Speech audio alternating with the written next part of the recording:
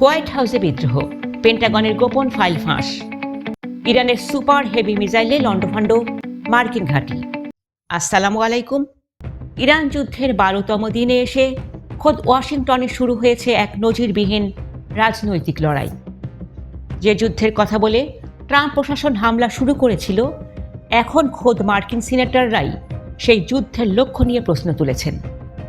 Pentagon কি তবে তথ্য গোপন করছে? কেন ডেমোক্র্যাটরা এখন যুদ্ধের প্রকাশ্য শুনানি চাচ্ছেন? ওদিকে ইরান তাদের সবচেয়ে শক্তিশালী সুপার হেভি খোররামশার মিসাইল দিয়ে আরব সাগরে থাকা মার্কিন ও ইসরায়েলি জাহাজে আঘাত এনেছে। আজ আমরা উন্মোচন করব এই যুদ্ধের সেই সব তথ্য যা মূলধারার মিডিয়ায় খুব একটা আসছে না। আল জাজিরার রিপোর্ট অনুযায়ী পেন্টাগনের একটি অভ্যন্তরীণ তদন্তে বেরিয়ে এসেছে যে গত 28শে ফেব্রুয়ারি ইরানের মিনাব শহরে একটি মেয়েদের স্কুলে যে ভয়াবহ হামলা হয়েছিল, যাতে 175 জন ছাত্রী নিহত হয়েছে, সেটি সম্ভবত মার্কিন মিসাইলের আঘাতেই ঘটেছে।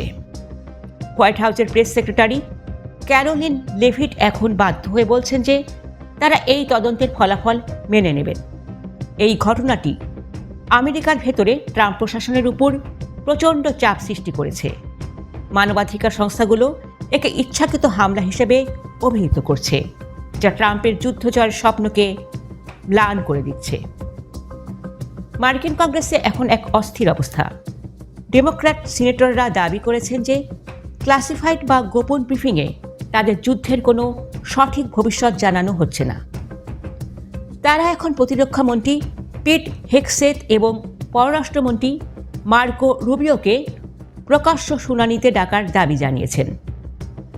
মার্কিন জনগণের ট্যাক্সের টাকায় এই অন্তহীন যুদ্ধ কেন চলছে এবং এ পর্যন্ত 140 জন মার্কিন সেনা কেন আহত হলো, তার জবাব চাইছেন তারা।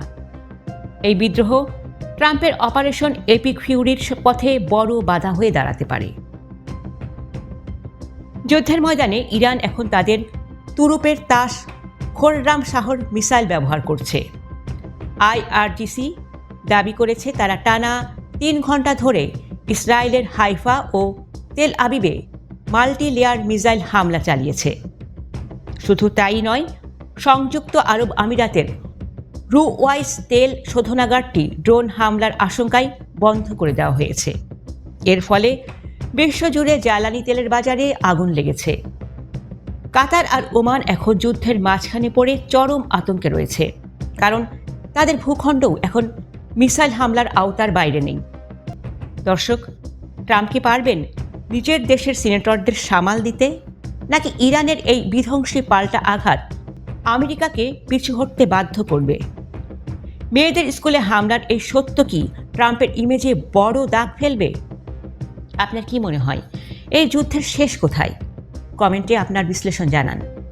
যুদ্ধের প্রতি মুহূর্তের সত্য আপডেট পেতে ভিডিওটি শেয়ার করুন এবং সাবস্ক্রাইব করে আমাদের সাথেই থাকুন। ধন্যবাদ।